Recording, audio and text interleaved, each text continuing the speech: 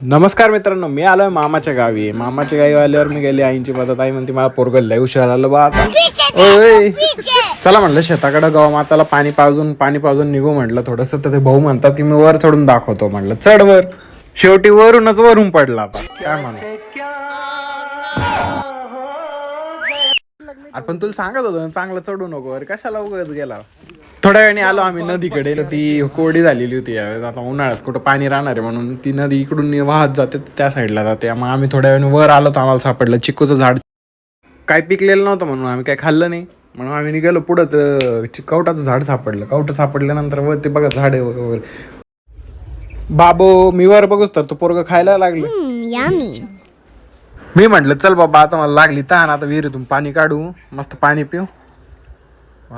तशी बरं वाटलं. उन्हात आणली गरमी होती म्हणून तोंड पण धुवून घेतलं. म्हणलं चला भाऊ म्हणतोय आता लाईक शेअर आणि कमेंट नक्कीच करा. धन्यवाद.